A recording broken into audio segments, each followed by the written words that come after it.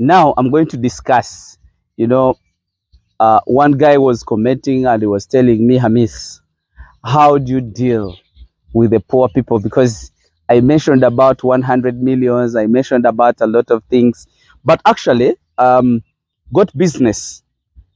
We need all kind of people. We need the rich and the poor. Um, we, the poor people, we are looking at the small scale.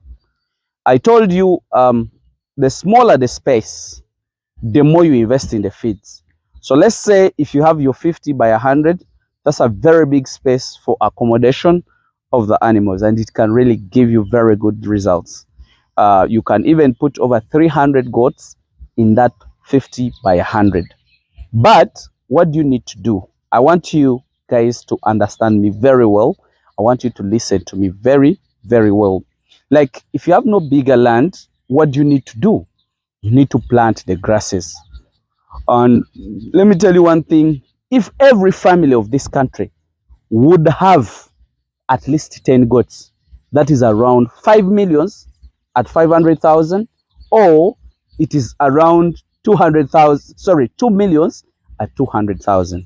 But just imagine, there is a lot of families here that they can't even afford to have 1 million. And even if you're putting one of the family members in prison, they can hardly raise even 200,000. But do you know what? This is a rainy season as per now. This rainy season, there is rain, the grasses are growing every month, you know, and people are growing beans, people are growing soya beans, people are growing a lot of legumes that has a lot of protein and which has a lot of carbohydrates. What am I trying to explain to you? We can use even those leftovers, like the soya bean leftovers, like the maize leftovers, even the cobs themselves, they can be crushed into the same. And then also we have those grasses like the panicum, mukonzi konzi, that's in Uganda. You know, there is panicum maximum and giant panicum. People are cutting that. You know what surprises me, or what keeps me really unhappy to my countrymen or even my friends? Right now it's raining, we have a lot of grasses, but people don't even think about of storage of grasses. Me, the stupid Hamis, is the one that is struggling with planting, harvesting, crushing, and make what you're seeing. You see, these guys are really very happy. They are very happy just because of the grass called alfalfa. I'm telling you the truth.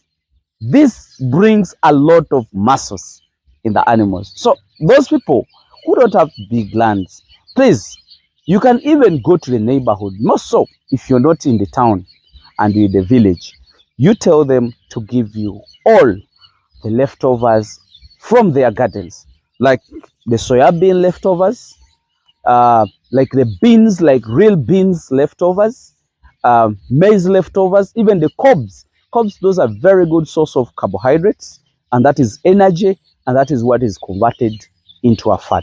So people who